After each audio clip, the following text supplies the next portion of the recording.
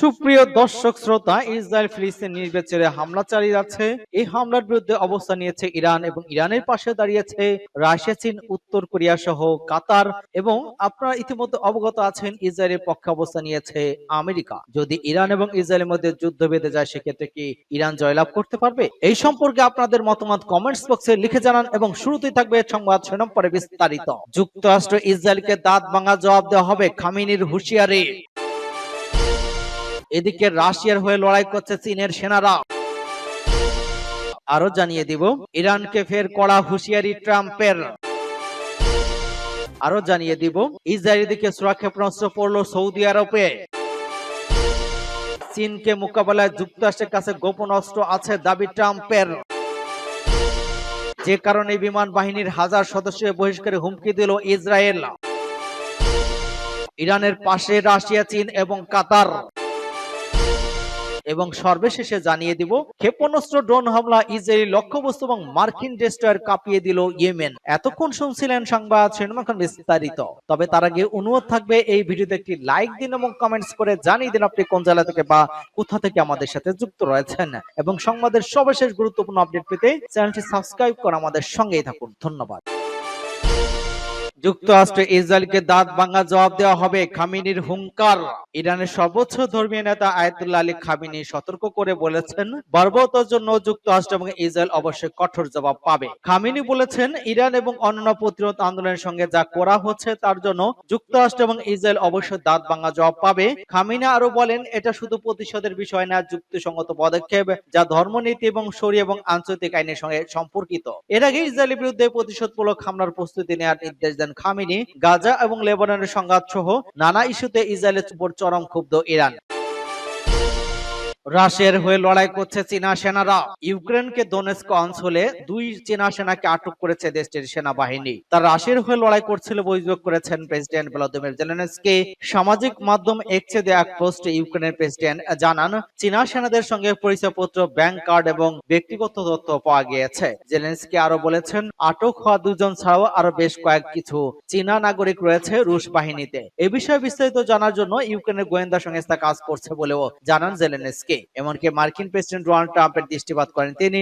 ইউক্রেনের পররাষ্ট্রমন্ত্রী অ্যান্ড্রি সিবিহা জানিয়েছেন, ইউক্রেনের ভূখণ্ডে চীনা সেনাদের যুদ্ধ শান্তি প্রতিষ্ঠার জন্য চীনের ঘোষিত অবস্থানকে প্রশ্নবিদ্ধ করে। কিয়েভ চীনা রাষ্ট্রদূতকে বিষয়টি ব্যাখ্যার জন্য তলব করা হয়েছে বলে ইউক্রেনের পররাষ্ট্রমন্ত্রী জানান। এবারই প্রথম আনুষ্ঠানিক কিয়েভ অভিযোগ করল, চীন ইউক্রেনের যুদ্ধের জন্য রাশিয়াকে জনবল সরবরাহ করছে। 2022 সালে ফেব্রুয়ারিতে রাশিয়া ইউক্রেন হামলা করার পর থেকে মস্কো এবং বেইজিং এর মধ্যে রাজনৈতিক, সামরিক এবং অর্থনৈতিক সহযোগিতা বেশ দৃঢ় হয়েছে। ইউক্রেন যে চীনাকে আটক করেছে বলে দাবি করেছে, আর চীনা সেনা নাকি স্বেচ্ছাসেবক এ ব্যাপারে স্পষ্ট করে কিছু জানায়নি। আমেরিকা এবং ইউরোপ মিত্রদের এই ঘটনা প্রতিবাদ করার আহ্বান জানিয়েছেন জেলেনস্কি। এ নিয়ে এখনো কোনো প্রতিক্রিয়া জানায়নি মস্কো এবং বেইজিং। এর আগে যুদ্ধে রাশিয়ার হয়ে উত্তর কোরিয়ার সেনারা লড়াই করছে বলে জানায় ইউক্রেন। ইরানকে ফের কড়া হুঁশিয়ারি ট্রাম্পের। মার্কিন প্রেসিডেন্ট ডোনাল্ড ট্রাম্প বলেছেন, আলোচনায় কোনো চুক্তি না হলে ইরানের বিরুদ্ধে সামরিক পদক্ষেপ একেবারে সম্ভব। তিনি আরো বলেছেন, পারমাণবিক কর্মসূচি নিয়ে কোনো চুক্তিতে পৌঁছানোর জন্য খুব বেশি সময় নেই। খবর এপির। সামরিক পদক্ষেপের বিকল্প আছে কিনা জানতে চাইলে সাংবাদিকদের ট্রাম্প বলেছেন, অবশ্যই আছে। যদি সামরিক পদক্ষেপের প্রয়োজন হয় তাহলে আমরা সামরিক ব্যবস্থা নিব। ইসরায়েল অবশ্যই এতে নেতৃত্ব দেবে। এর আগে জানায়, পারমাণবিক কর্মসূচি নিয়ে যুক্তরাষ্ট্রের সঙ্গে আলোচনা বসতে রাজি হয়েছে ইরান। দেশটির পররাষ্ট্রমন্ত্রী আব্বাস আরগচি বলেছেন, ইরান তার পারমাণবিক কর্মসূচি নিয়ে যুক্তরাষ্ট্রের সঙ্গে আলোচনা বসতে প্রস্তুত। এ বিষয়ে একটি চুক্তি সই করতেও প্রস্তুত তারা, তবে শর্ত দিয়েছেন তিনি। যুক্তরাষ্ট্রের সামরিক হুমকি বন্ধ করলে পারমাণবিক চুক্তি সই প্রস্তুত ইরান। এবং একথা জানিয়ে তিনি বলেছেন, আলোচনা এই চুক্তি সইয়ের জন্য মার্কিন প্রেসিডেন্ট ডোনাল্ড ট্রাম্পকে প্রথমে সামরিক হুমকি দেওয়া থেকে সরে আসতে হবে। ইরান কখনো জবরদস্তি মেনে নেবে না।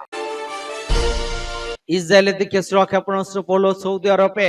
ইয়েমেন ইরান সমর্থিত হাউসিদের ইসরায়েলের দিকে ছোড়া একটি ব্যালিস্টিক ক্ষেপণাস্ত্র সৌদি আরবে এসে পড়েছে। ইয়েমেনে ইরান সমর্থিত হাউসিদের ইসরায়েলের দিকে ছোড়া একটি ব্যালিস্টিক ক্ষেপণাস্ত্র সৌদি আরবে এসে পড়েছে। বৃহস্পতিবার টাইমস অফ ইসরায়েলের এক প্রতিবেদনে এই তথ্য জানানো হয়েছে। প্রতিবেদনে বলা হয়েছে, ইসরায়েলি সেনাবাহিনী ক্ষেপণাস্ত্র উৎক্ষেপণটি শনাক্ত করেছে। তবে ইসরায়েলে কোনো সাইরেন বাজানো হয়নি, কারণ ক্ষেপণাস্ত্রটি কোনো হুমকি তৈরি করেনি। গত 18 মার্চ যখন আইডিএফ গাজা উপত্যকা হামাসের যুদ্ধে পুনঃ আক্রমণ শুরু করে তখন থেকে ইয়েমেনের হাউথিরা ইসরায়েলের 18টির বেশি ব্যালিস্টিক ক্ষেপণাস্ত্র এবং একটি ড্রোন নিক্ষেপ করেছে। মাত্র 10টি ক্ষেপণাস্ত্র ইসরায়েলের সাইরেন বাজিয়েছে, বাকিগুলো ব্যর্থ হয়েছে।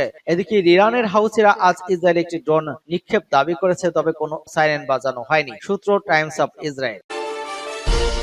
চীনকে মোকাবেলায় যুক্তরাষ্ট্রের কাছে গোপন অস্ত্র আছে দাবি ট্রাম্পের। চীনকে মোকাবেলায় যুক্তরাষ্ট্রের কাছে বিশ্বের সবচেয়ে শক্তিশালী গোপন অস্ত্র আছে বলে দাবি করেছেন মার্কিন প্রেসিডেন্ট ডোনাল্ড ট্রাম্প। বলেছেন, এসব অস্ত্রের ভয়াবহতা সম্পর্কে কেউ কখনো ধারণাও করতে পারবে না। যতদিন গড়াচ্ছে ততই তীব্র হচ্ছে যুক্তরাষ্ট্র চীনের শুল্ক যুদ্ধ।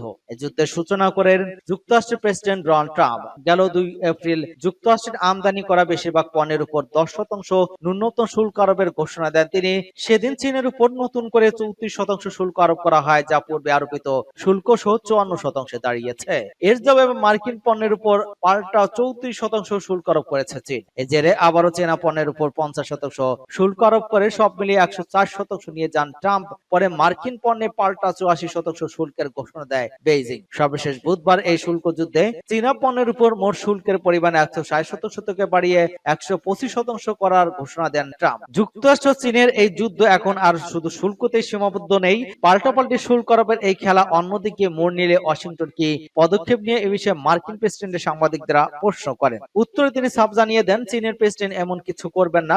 যুক্তরাষ্ট্র এবং চীনের উত্তেজনা শুল্ক মধ্যেই সীমাবদ্ধ থাকবে বলে আশা করেন তিনি। মার্কিন প্রেসিডেন্টের দাবি, চীনের প্রতিশোধমূলক কর্মকাণ্ড রুখতে যুক্তরাষ্ট্রের ভান্ডারে বিশ্বের সবচেয়ে শক্তিশালী অস্ত্র আছে। এসব গোপন অস্ত্রের ভয়াবহতা সম্পর্কে বিশ্বের কোনো ধারণা নেই বলে মন্তব্য করেন তিনি। এদিকে ট্রাম্পের শুল্ক ঝড়ের বিরুদ্ধে শক্ত হয়ে দাঁড়াতে ইউরোপীয় ইউনিয়নের সঙ্গে জোট বেঁধেছে চীন। ইউরোপিয়ানের সঙ্গে এক যৌথ বিবৃতিতে বেইজিং জানায়, বহুপক্ষীয় বাণিজ্য ব্যবস্থার ভিত্তি রক্ষা করতে তারা প্রতিশ্রুতিবদ্ধ। ট্রাম্পের প্রতিশোধমূলক শুল্ক আরোপের সিদ্ধান্তের বিরুদ্ধে দাঁড়ানোর আহ্বান জানিয়েছে উভয় পক্ষ। অন্যদিকে দুদেশের শুল্ক যুদ্ধের কারণে যুক্তরাষ্ট্র এবং চীনের মধ্যে 80% বাণিজ্য বন্ধ হয়ে যাওয়ার আশঙ্কা প্রকাশ করেছে বিশ্ব বাণিজ্য সংস্থা। এতে বৈশ্বিক জিডিপি 7% কমে যেতে পারে বলে সতর্ক করেছে সংস্থাটি। যে কারণে বিমান বাহিনীর 1000 সদস্যকে বহিষ্কারের হুমকি দিল ইসরায়েল। বিমান বাহিনীর সদস্যরা গাজা উপত্যকার যুদ্ধ বন্ধের দাবিতে লেখা চিঠি থেকে তাদের স্বাক্ষর প্রত্যাহার না করলে পাইলট, অফিসার এবং সেনা সহ 970 জন কর্মীকে বহিষ্কারের হুমকি দিয়েছে ইসরায়েল। ইসরায়েলি দৈনিক হার্টস জানিয়েছে, 970 জন বিমান ক্রু সদস্য, যাদের মধ্যে কয়েকজন সক্রিয় রিজার্ভ সার্ভিসে ছিলেন, যুদ্ধের বিরোধিতা করেছেন।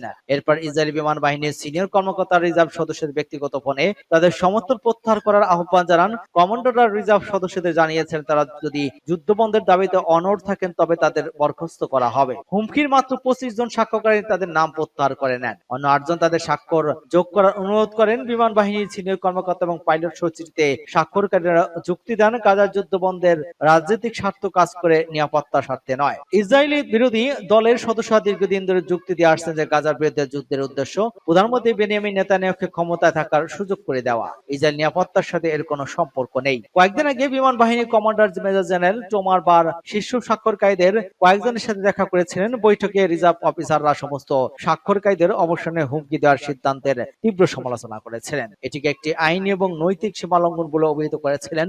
রিজার্ভদের রাজনৈতিক মতবাদ প্রকাশের অধিকার লঙ্ঘন করে বলা হবে দাবি করেছেন তারা। ইরানের পাশে রাশিয়া, চীন এবং কাতার। রুশ প্রেসিডেন্ট ভ্লাদিমির পুতিন যে মুসলিমদের পরম বন্ধু, সেটি তিনি বারবার প্রমাণ করেছেন।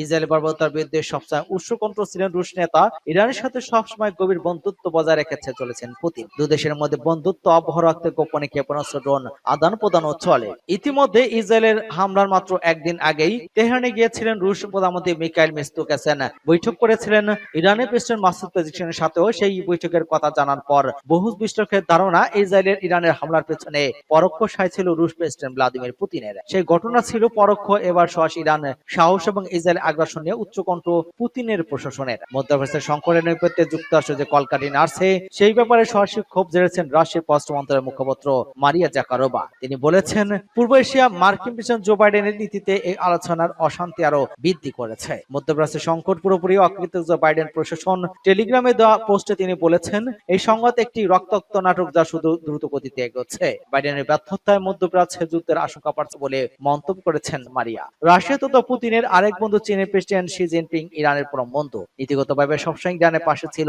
শক্তিশালী দেশ দুটি। মধ্যপ্রাচ্যের সংকট নিয়ে গভীর উদ্বেগ প্রকাশ করেছে চীনের পররাষ্ট্র মন্ত্রণালয়। তারা বলেছে, আন্তর্জাতিক এবং আঞ্চলিক পরিস্থিতি যাই হোক না কেন, চীন এবং সবসময় ইরানের বিশ্বস্ত অংশীদার এবং বরাবরের মতো ইরানকে সমর্থন করবে। পাশাপাশি লেবাননে প্রবেশ করে স্বাধীন সমস্ত দেশের আইন লঙ্ঘনের বিপক্ষে তেহরান মধ্যপ্রাচ্যের সংকট নিয়ে চীন ন্যায়বিচার বজায় রাখবে বলে পরোক্ষভাবে ইসরায়েলকে হুমকি দিল বেইজিং। গেল মাসে জ্যেষ্ঠ ইরানি কর্মকর্তাদের সঙ্গে আলোচনার সময়ও তেহরানের প্রতি সমর্থন জানান শি জিনপিং। ক্ষেপণাস্ত্র, ড্রোন হামলা, ইসরায়েল লক্ষ্যবস্তু এবং মার্কিন ডেস্ট্রয়ার কাঁপিয়ে দিল ইয়েমেন। মার্কিন যুক্তরাষ্ট্রের অবিরাম বোমাবর্ষণ সত্য, ফিলিস্তিনের প্রতি অটল সমর্থনে তেল আবিবের কাছে ইসরায়েলি সামরিক লক্ষ্যবস্তু এবং দুটি মার্কিন ডেস্ট্রয়ারে সফলভাবে ক্ষেপণাস্ত্র এবং ড্রোন হামলা চালানোর দাবি করেছে ইয়েমেনি বাহিনী। প্রজেক্টর এবং একটি ড্রোন ব্যবহার করে ওই অভিযান চালানো হয় বলে এক বিবৃতিতে জানিয়েছে ইয়েমেনের সেনাবাহিনী। এতে বলা হয়, ইয়েমেনের সশস্ত্র বাহিনীর ইউবিও বাহিনী অধিকৃত এলাকায় ওয়াইফাই ড্রোন ব্যবহার করে একটি সামরিক লক্ষ্যবস্তু লক্ষ্য করে অভিযান পরিচালনা করেছে।